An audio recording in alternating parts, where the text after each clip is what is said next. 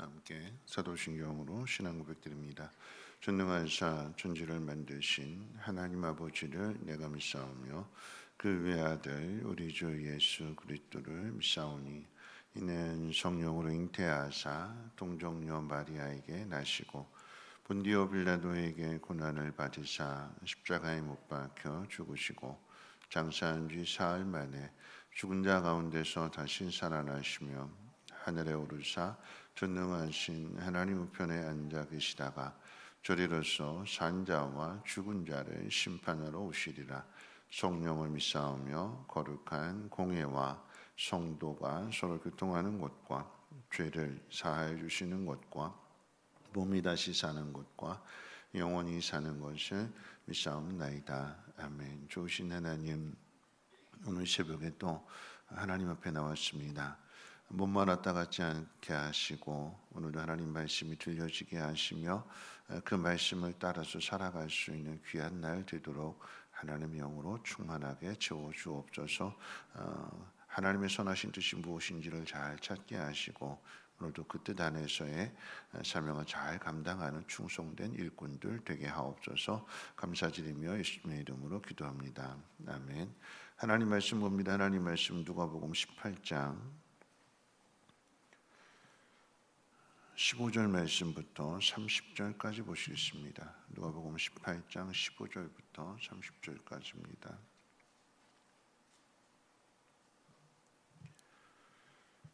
누가복음 18장 15절로 30절까지 한 절씩 교독으로 읽겠습니다. 사람들이 예수께서 만져주심을 바라고 자기 어린 아기를 데리고 오매 제자들이 보고 꾸짖거늘 예수께서 그 어린아이들을 불러 가까이 하시고 이르시되 어린아이들이 내게 오는 것을 용납하고 금하지 말라. 하나님의 나라가 이런 자의 것이니라. 내가 진실로 너희에게 이르노니 누구든지 하나님의 나라를 어린아이와 같이 받아들이지 않는 자는 결단코 거기 들어가지 못하리라 하시니라. 어떤 관리가 물어 이르되 선한 선생님이여 내가 무엇을 하여야 영생을 얻으리이까? 예수께서 이르시되 내가 어찌하여 나를 선하다 일컫느냐 하나님 한 분 외에는 선한 이가 없느니라. 내가 계명을 나누니 간음하지 말라, 살인하지 말라, 도둑질하지 말라, 거짓 증언하지 말라, 내 부모를 공경하라 하였느니라. 여짜오되 이것은 내가 어려서부터 다 지키었나이다. 예수께서 이 말을 들으시고 이르시되 내게 아직도 한 가지 부족한 것이 있으니 내게 있는 것을 다 팔아 가난한 자들에게 나눠주라. 그리하면 하늘에서 내게 보화가 있으리라. 그리고 와서 나를 따르라 하시니 그 사람이 큰 부자이므로 이 말씀을 듣고 심히 근심하더라. 예수께서 그를 보시고 이르시되 재물이 있는 자는 하나님의 나라에 들어가기가 얼마나 어려운지 낙타가 바늘귀로 들어가는 것이 부자가 하나님의 나라에 들어가는 것보다 쉬우니라 하시니 듣는 자들이 이르되 그런즉 누가 구원을 얻을 수 있나이까? 이르시되 사람이 할 수 없는 것을 하나님은 하실 수 있느니라. 베드로가 여짜오되 보옵소서 우리가 우리의 것을 다 버리고 주를 따랐나이다. 이르시되 내가 진실로 너에게 이르노니 하나님의 나라를 위하여 집이나 아내나 형제나 부모나 자녀를 버린 자는 현세 여러 배를 받고 내세의 영생을 받지 못한 자가 없느니라 하시니라. 아멘. 아멘. 신앙의 삶이라고 하는 것은 우리에게 주어진 자리에서, 그러니까 주어진 자리라고 하는 것은 삶의 배경이 다 다른 거죠.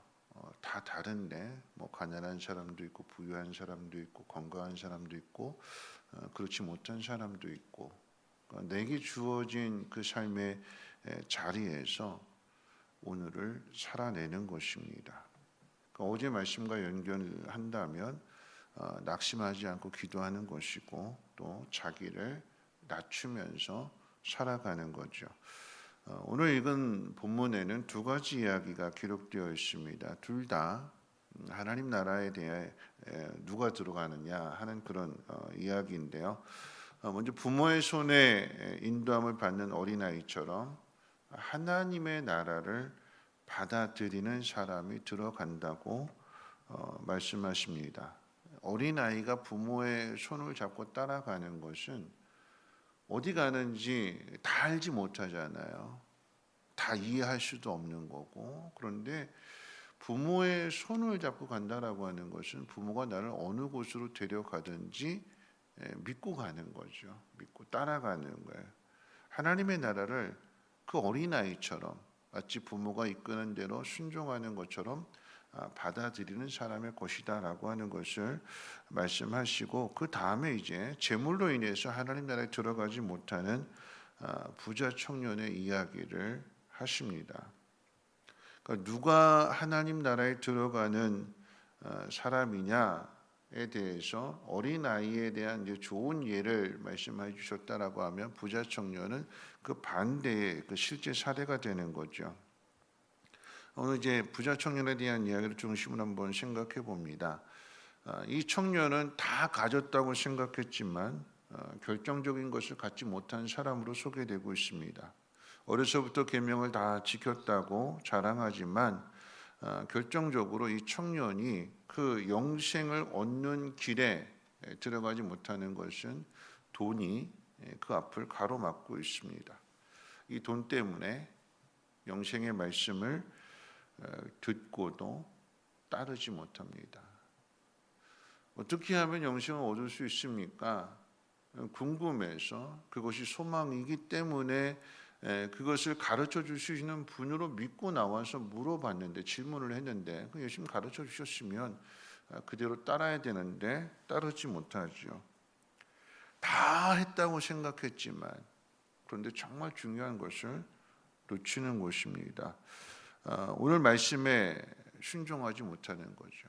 오늘 들려주시는 이 말씀, 예수님의 이 말씀 앞에 순종하지 못합니다. 여러분, 순종이라고 하는 것은 자기가 할 수 있는 것만 하는 게 순종이 아니라 할 수 없는 것, 이해가 되지 않는 것, 그런데 하나님 말씀이니까 따르는 것, 그게 참된 순종이 되는 것입니다. 그게 참된 믿음이 되는 거고요. 오늘 이제 그 부자의 청년에 대한 이 이야기를 이제 짧게 한번 세 가지를 한번 생각해 보는데, 첫 번째 뭐냐면, 예수님 부자 청년에게 네 가진 소유를 다 팔아서 가난한 사람에게 나누어 준 다음에 나를 따르라라고 하는 것은 더 큰 복으로의 초대예요. 초대. 그러니까 주님이 우리를 초대하시는 거예요. 오늘 우리에게 해야 할 일들을 말씀해 주시는 것은 우리가 지금까지 누려온 것보다도 하나님께서 오늘 이 나에게 주시는 이 말씀을 통해서 더 큰 기쁨, 더 큰 복으로의 초대입니다. 내가 어려서부터 지금까지 누려왔던 모든 것보다 더 큰 것으로 하나님 채워주시겠노라고, 오늘 이 청년의 이야기를 본다면 주님이 초대하시는 거야. 너 그거 가난한, 네가 가진 모든 것 다 팔아서 가난한 사람들에게 나눠주고 나를 따르라. 지금까지 누리지 못했던 더 큰 기쁨, 더 큰 행복, 더 큰 사명으로의 초대인데, 그런데 이 청년이 따르지 못합니다. 재물을 다 팔아서 가난한 사람에게 나눠주라라고 하는 이 말이 이 청년에게는 시험이 되어버렸어요. 예수님 말씀보다도 자신이 가지고 있는 재물이, 돈이 더 크기 때문에, 더 귀하기 때문에 결국은 주님의 초대에 응하지 못하게 됩니다. 뭐가 더 중요할까요? 돈이 더 중요하다라고 하는 것입니다. 영원한 생명을 얻는 것보다도 이 땅에서 부유하게 안전하게 살아가는 것이 더 중요한 것이 되어 버렸기 때문에 따르지 못하게 되는 거죠. 자, 두 번째, 예수님이 내가 가진 소유를 다 팔아 가난한 사람에게 주라라고 하는 것은 내가 지금까지 이루었던, 어려서부터 지금까지 이루었던 경건과 그 의로움이 네가 가지고 있는 소유에서 나오는지 아니면 하나님에게서 나오는지를 확인하라라고 하는 의미입니다. 내가 이룬 모든 것이 내가 만든 것이냐 아니면 하나님의 은혜냐. 예수님께서 네가 가지고 있는 거 다 비우라라고 하는 것은, 다 비울 수 있는 사람은 누가 비울 수 있는 사람이냐? 이게 하나님의 은혜임을 아는 사람 비울 수 있는 거죠.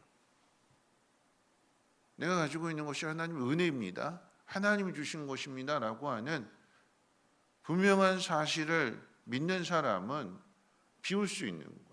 근데 내가 했다라고 생각하면 내 힘이 들어가고 내 노력이 들어가고 내 수고가 들어가고 내 땀이 들어간 이 모든 것들은 절대 비울 수가 없는 거잖아요. 더 움켜쥐려고 하지. 그걸 확인하시는 거예요. 네 거냐 하나님 거냐. 근데 청년은 내 거라고 생각하는 거예요. 그러니까 비우지 못하게 되는 거죠. 여러분 놀랍게도 이 부자 청년의 이야기는 이제 뒤에 가게 되면 누가복음 19장에 세리장이 삭개오에 대한 이야기가 나와요.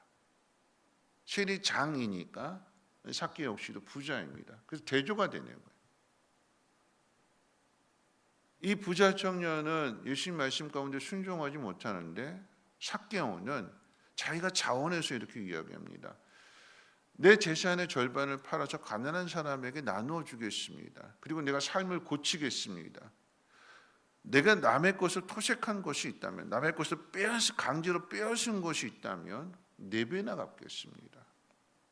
물질이 우선이 아니라 주님을 만난 그 삶을 통해서, 그 시간들을 통해서 삭개오는 변화됩니다. 우리가 기억해야 되는 것은 뭐냐면 이 바리새인의 모습이 청년의 모습이고, 그리고 바로 앞에 나왔던 그 바리새인의 기도와 세리의 기도 가운데 누가 더 의롭냐라고 했을 때에 세리가 더 의롭다라고 했는데, 그 실제적인 사례가 바로 바리새인의 모습은 오늘 본문에 등장하는 부자 청년의 모습이고, 더 의롭다고 인정을 받은 세리의 모습은 세리장 삭개의 모습. 이게 병행을 이루게 되는데, 우리가 꼭 기억해야 될 것은 뭐냐면 모든 부자가 다 이 부자 청년 같지는 않다는 것을 또 가르쳐 주는 거죠. 부자들 가운데는 삭개오도 있다. 순종하는, 옳은 일을 행하는. 그러니까 우리에게 주어진 모든 삶 다 내가 아니라 내가 가지고 있는 상황 속에서 나는 못해요, 안 해요 했던 그런 부분들에 대해서 누군가는 하나님 말씀에 순종하는 사람도 있다라고 하는 것을 성경이 우리에게 가르쳐 주는 거예요. 중요한 것은 오늘 나에게 주시는 이 말씀 앞에 내가 순종하느냐 순종하지 못하느냐. 나는 여러 가지 핑계를 대고 이래서 못해요 저래서 못해요 라고 하겠지만 똑같은 상황 속에서 순종하는 사람이 있다. 그러면 누가 하나님 나라에 들어가느냐? 하나님 말씀 앞에 순종하는 사람이 들어간다는 것을 우리에게 가르쳐 주는 것입니다. 자, 마지막 세 번째인데, 영생을 묻는 청년에게 네가 가진 소유를 다 팔아서 가난한 사람에게 주고 예수님을 따르라고 하는 것은, 네가 가지고 있는 그 부유함은 너를 위한 부유함이 아니라 가난한 사람을 위한 부유함이다라고 하는 거죠. 그걸 가르쳐 주시는 거예요. 다시 말하면 내가 가지고 있는 것을 통해서 하나님의 일 하라고, 그게 하나님의 뜻이라고, 거기에 우리의 사명이 있다라고 하는 것을 가르쳐 주는 것입니다. 신앙이라고 하는 것은 사람들과의 관계라고 그랬어요. 관계. 하나님과의 관계, 그리고 이웃들과의 관계. 하나님과의 관계가 좋은 사람은 이웃들과의 관계도 좋은 거죠. 그러니까 예수님 그걸 가르쳐 주시는 거예요. 예수님 앞에 나와서 예수님 말씀을 들으면, 예수님의 관계가 좋으면 그 예수님 말씀 앞에 순종해야 되는 거잖아요. 근데 이 청년은 예수님 말씀을 듣고 시험 들어서 가버렸어요. 좋은 관계일까요? 아니요, 좋은 관계가 아닌 거죠. 하나님과의 관계가 좋은 관계가 될 때, 이 좋은 관계는 이웃들과의 관계로 하나님으로부터 받은 것을 흘려보내는 게 이게 신앙의 삶인데, 이 청년은 움켜졌어요. 손을 핀 것이 아니라, 나눠주는 것이 아니라, 도와주는 것이 아니라,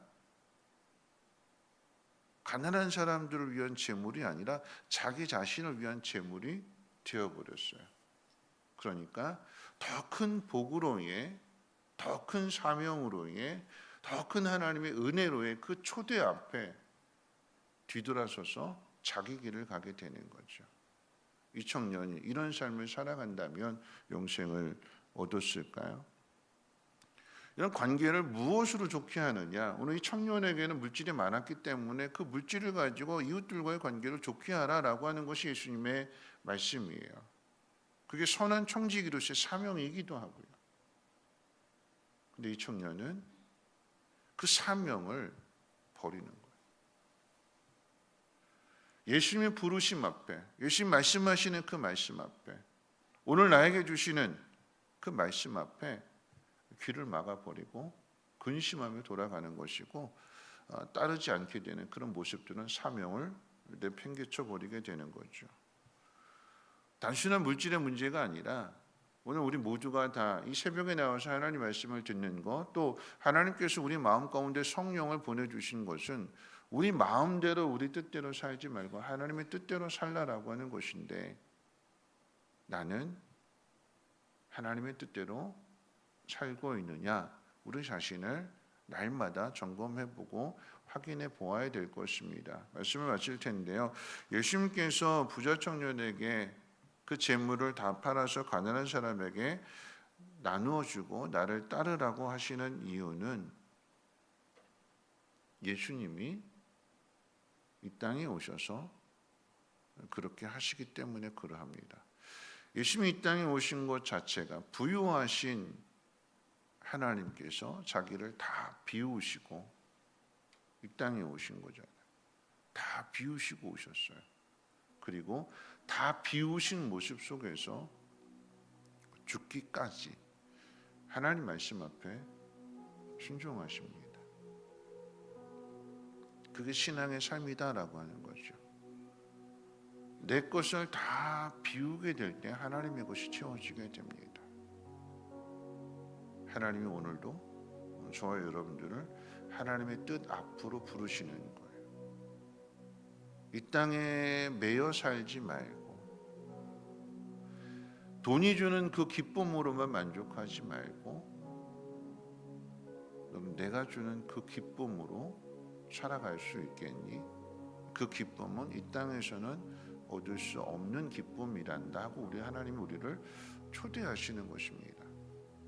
근데 우리는 늘 우리가 가지고 있는 생각에 사로잡혀서 이거 비우면 다 큰일 나는 줄 알고 꼭 움켜쥐려고 하고 있잖아요.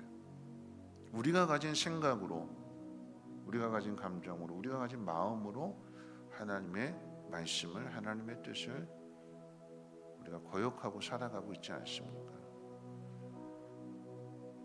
부자 청년이 거역한 것에 대하여 다 그런 부자가 아니라 성경은 분명하게 삭개오를 봐라 그러는 거예요.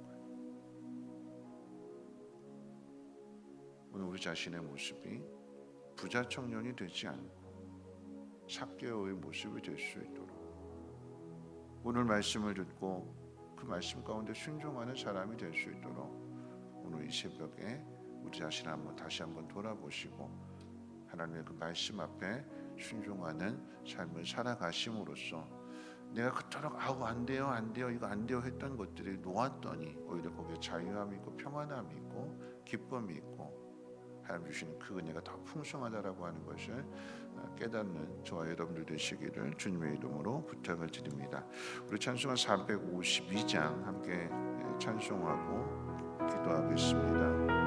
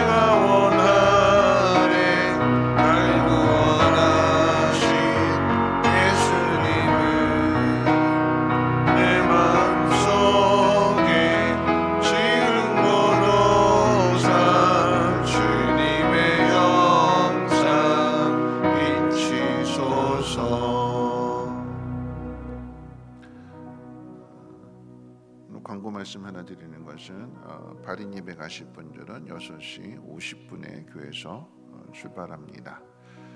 오늘 이제 말씀 듣고 함께 기도하기를 원하는데요. 예수님께서 네가 가지고 있는 재산 다 팔아서 가난한 사람에게 나누어주고 나를 따르라 라고 하는 것은 더 큰 복으로의 초대인 거죠. 그리고 무엇보다도 영생을 얻기를 원해서 나왔는데 그 영생을 얻는 길을 가르쳐 주시는 거예요. 그럼 따라가야 되는 거고 순종해야 되는 거죠. 오늘 이 새벽에 내가 따르지 못하는 것이 무엇일까? 그러니까 우리는 다 모든 사람에 대한 이야기면 단지 부자에 대한 이야기가 아니라 다 한다고 했는데 결정적인 거 하나에 딱 막혀 있는 우리의 모습 아닐까요? 지금까지 순종해 왔습니다. 근데 지금 여기 막혀 있는 그런 우리의 모습은 아닐런지요. 오늘 그 말씀을 듣고 내가 따르겠습니다. 순종하겠습니다. 그 속에서의 더 큰 사명을 찾게 되는 것이고 그러므로 우리가 주님을 닮아가게 되는 것입니다. 이 새벽 기도하실 때 이 땅에 오신 그 주님을 우리 마음 가운데 새기면서 그 주님을 따르게 하시고 그 따르는 길이 다 비우는 길이지만 그러므로 하나님의 은혜가 채워지는 것을 더 깊이 경험하게 해주시고 또한 이런 것을 통해서 더 큰 보화가 있음을 주님 말씀하셨기 때문에 하나님이 주시는 그 큰 그리고 그 깊은 보화를 맛보고 그것을 나누는 복 있는 삶이 되게 해달라고 우리 함께 통성으로 하나님 앞에 기도합니다. 사랑 많으신 하나님 감사합니다. 하나님 내가 기쁨을 만들어가는 것이 아니라 하나님이 주시는 기쁨을 맛보며 그것을 누리며 또한 그것을 전하며 나눌 수 있는 축복의 사람이 되게 도와주시옵소서. 내가 가진 생각에 사로잡혀 있지 않게 해주시고 주님의 초대 앞에 순종하며 나아갈 수 있는 우리 모두가 되게 도와주시옵소서. 부자 청년은 근심하며 돌아갔다고 했습니다. 부자 청년은 물질 때문에